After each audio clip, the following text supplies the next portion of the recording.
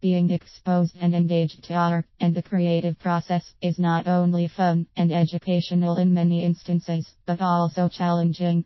When I say challenging, I am not only referring to the refocus of motor skills, observation, patience, knowledge, and vision into the creation or understanding of an art piece. The greatest challenge comes when the art piece, or the process of creating an art piece, opens the doors connecting with our fears and deepest emotions. Mental, emotional, and spiritual issues emerge right in front of our eyes. It is interesting to me to observe how people react when confronted through art.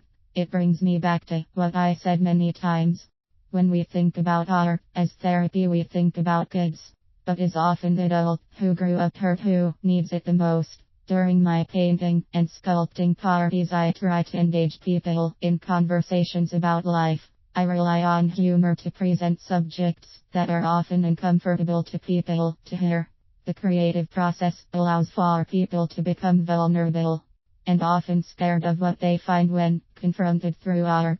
As an educator, it is my duty and responsibility to help people understand and make sense of their thoughts, and to explain not only how that connection to themselves is possible through the creative process, but also how it connects with life. I aim to help people see each situation from different perspectives, just as a sculpture can be looked at from different sides, but it is still one piece. It is normal for many individuals to avoid confrontations with the self. Many activities we practice in order to escape our daily reality involve avoidance to our deep self. Silence of the mind is scary, so we need to add noise. When the noise is directed towards those thoughts and emotions we are trying to avoid, then we run towards complete silence, or to revert the noise toward others. It is always easier to confront someone else. It is easier to just walk away or simply change the subject. However, avoidance of our thoughts, fears, doubts, or memories of traumatic experiences are not going to make them go away. Justification and passing along the blame for one's current emotional situation is something I observe when conversations hit home. I mentioned in previous posts about attribution theory. Attribution theory explains that, when it comes to other people, we tend to judge internal attributions as personality traits to explain their behavior.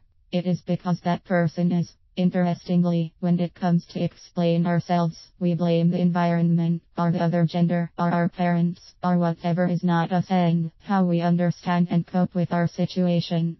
Some people do allow the confrontation, and better yet, show the maturity to face themselves and give a step towards healing and improvement, towards forgiveness, towards understanding the antecedents without succumbing to them, but as a stepping stone to a better life. That is also the beauty of art. Not that art is going to solve our problems, but that it helps us see them and open up. As I learn more about the connection between creativity, neuroscience, and resiliency, and how it connects with our souls and spirits, with our bodies and life, the more intrigued I get about how people cope with their situations when they are confronted through art. Even more, I get more intrigued about how I be part of people's restoration and transformation.